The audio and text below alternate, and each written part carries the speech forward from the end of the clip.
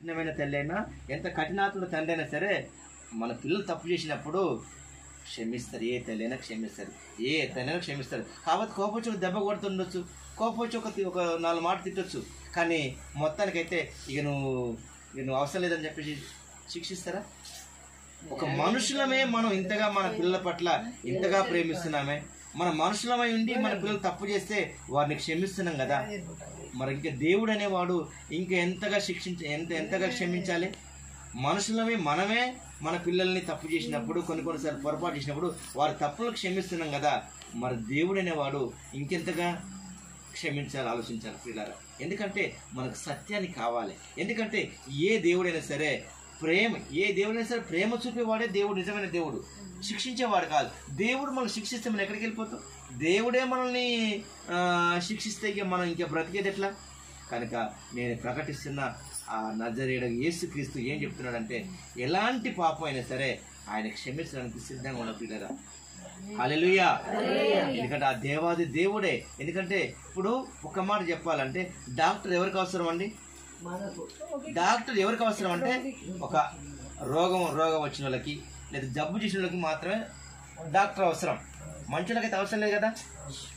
అట్లనే ప్రభువైన యేసుక్రీస్తు వారు కూడా ఈ లోకంలో ఉన్న వారి కొరకు, అంటే విధవరాల కొరకు, తల్లిదండ్రులు లేని వారి కొరకు, అనారోగ్యంతో బాధపడుతున్న వారి కొరకు, అప్పులతో బాధపడుతున్న వారి కొరకు, దీనుల కొరకు, దరిద్రుల కొరకు, ఇలా చెప్పుకుంటూ పోతే ఎన్నో రకరకాల సమస్యలతో ఉన్న వారి కొరకు, రకరకాల రోగులతో ఉన్న వారి కొరకు, వారందరినీ కూడా రక్షించడానికి వచ్చిందండి ప్రభువైన యేసుక్రీస్తు వారు.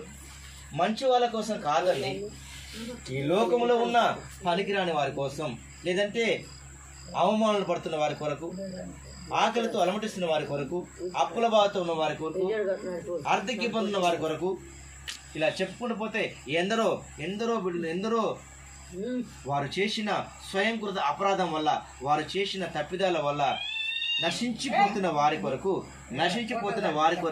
ప్రభువైన యేసుక్రీస్తు వారు వచ్చినట్టుగా మనం చూస్తున్న ప్రియులారా.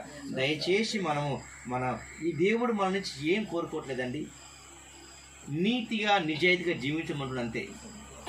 ఎందుకంటే నీ కోడిని కానీ, కొబ్బరికాయ కానీ, నీ ఏట కానీ, నీకున్న మేకలు కానీ, గొర్రెలు కానీ, బర్రెలు కానీ, ఇవేమి దేవునికి అవసరం లేదు, ఇవేం అవసరం లేదు. నీ హృదయాన్ని దేవుడు కావాలంటుండు ఈ రాత్రికాల సమయంలో. ఎందుకంటే నీతిగా నిజాయితీగా జీవించమంటుండు. ఇది తప్పంటారా? ప్రభువైన యేసుక్రీస్తు వారు నీ దగ్గర నుంచి ఏం కోరుకున్నాడు? నీతిగా నిజాయితీగా జీవించమంటున్నాడు. ఇది తప్పంటారా? హల్లెలూయా. ఏ దేవుడైనా చెప్తున్నాడా?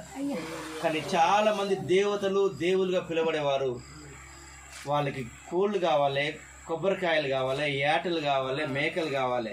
కానీ నేను ప్రకటించే దేవుడు అవేమీ అవసరం లేదు. ఒకవేళ నిజంగా దేవునికి ఆకలి అయితే ఈ భూమి మీద ఉన్న ఈ ఎడ్లు, గొర్రెలు, బర్రెలు, మేకలు, ఎద్దులు కూడా ఏమి కూడా సరిపోతులారా.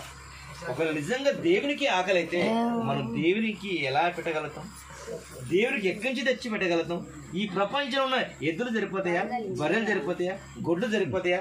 నిజంగా ఆయనకు ఆకలి అయితే ఆయన తీసేసుకుంటాడు కదా. కనుక దయచేసి ఏంటంటే దేవుడు ఏం చెప్తున్నాడు? నీతిగా నిజాయితీగా జీవించమంటున్నాడు. ఎందుకంటే అబద్ధం ఆడదు అంటున్నాడు, దొంగతనం చేయొద్దు అంటున్నాడు, వ్యభిచారం చేయొద్దు అంటున్నాడు, ఇలా చెడ్డ పనులు చేయొద్దు అంటున్నాడు, చుట్ట తాగొద్దు, సిగరెట్ బీడి తాగొద్దు, మందు తాగొద్దు. అంటే ఇవన్నీ మన ఆరోగ్యానికి మంచివే కదా. ఇప్పుడు ఇవన్నీ మన మంచి కోసమే కదా. ఇలా చెడ్డది ఏదైనా ఉందంటారు? ఏది కూడా లేదు. ఎందుకంటే దయచేసి మనము ఈ లోకంలో ఎంతకాలం ఉంటో మనకు తెలియదు. కానీ ఎందుకంటే ఒకవేళ ఈ రాత్రికాలం ఇదే ఒక క్షణం కూడా మనం బ్రతుకుతున్న నమ్మకం చెప్పలేం. ఈ రాత్రి బ్రతికి పొద్దున లేస్తని ఏ ఒక్కరు కూడా చెప్పలేరు.